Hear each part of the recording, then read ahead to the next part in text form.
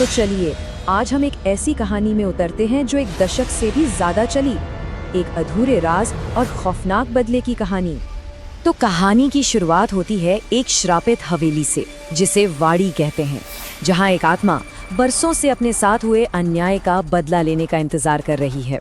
चलिए सबसे पहले देखते हैं कि ये श्राप आखिर है कितना भयानक। कहानी की शुरुआत में ही हम देखते हैं एक लोकल आदमी को जो बेचारा घर के कलेश से बचने के लिए बाहर सोने चला जाता है। लेकिन उसे क्या पता था कि वो एक ऐसी अलौकिक शक्ति के रास्ते में आ गया है जो किसी को बख्शती नहीं। और फिर वो जो देखता है वो कोई इंसान नहीं बल्कि एक आत्मा है, और वो आत्मा बस एक पल में ही उसे एक ऐसी खौफनाक मौत देती है जो उसकी ताकत का एक डरावना सबूत है। तो गांव के लोग इस आत्मा से अनजान नहीं हैं, वो इसे एक नाम से जानते हैं, छमछमी। ये एक किन्नर नर्तकी थी जिसकी ठीक 12 साल पहले बसंत पंचमी के दिन ही इसी वाड़ी में बड़ी बेरहमी से हत्या कर दी गई थी। अब कहानी में एंट्री होती है एक ऐसे शख्स की जिसे इस सब से कोई लेना देना नहीं है। देखते हैं कि कैसे एक बाहरी आदमी इस खूनी इतिहास का हिस्सा बन जाता है। ये है सागर, शहर से आया एक रियल एस्टेट एजेंट। इसका मकसद सीधा है, इस श्रापित वाड़ी को बेचना। उसे इन भूत प्रेत की कहानियों पर जरा भी यकीन नहीं, और शायद यही उसकी सबसे बड़ी भूल साबित होने वाली है।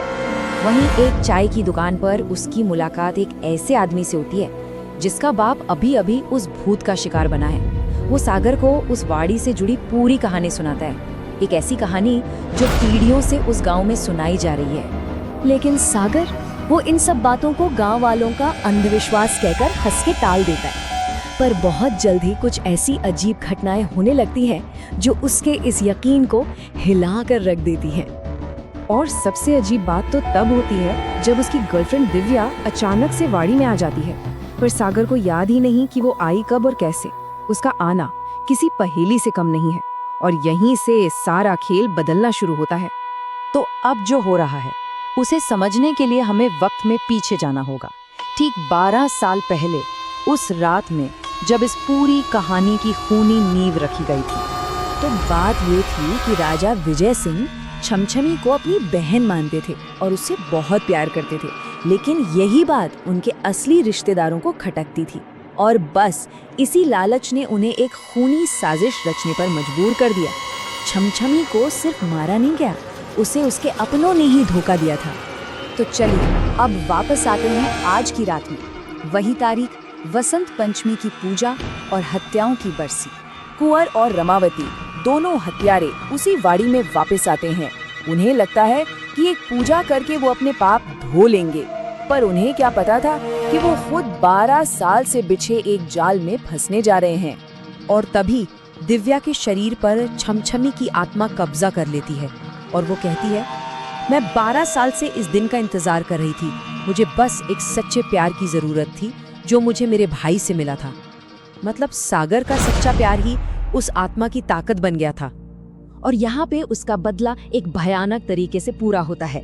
वो अपने हथियारों को ठीक वैसी ही मौत देती है जैसी मौत उन्होंने उससे और उसके प्यारे राजा को दी थी। गला घोटकर, आंखों और मुंह से खून बहता हुआ, एकदम वैसा ही। जैसे ही बदला पूरा होता है वो आत्मा दिव्या के शरीर को छोड़ देती है और सागर खुद को लाशों के ढेर के बीच एक बेहोश दिव्या के साथ अकेला पाता है। लेकिन कहानी यहाँ खत्म नहीं होती। 3 दिन बाद कहानी का सबसे बड़ा, सबसे चौंकाने वाला ट्विस्ट सामने आता है। सागर बस स्टॉप पर शहर छोड़ने के लिए खड़ा है। तभी उसे दिव्या का एक साया दिखाई देता है और वो साया सागर का खोया हुआ फोन उसे वापस करता है। और जैसे ही सागर फोन ऑन करता है उसके होश उड़ जाते हैं। फोन में असली दिव्या के ढेरों मिस्ड कॉल्स और मैसेज हैं।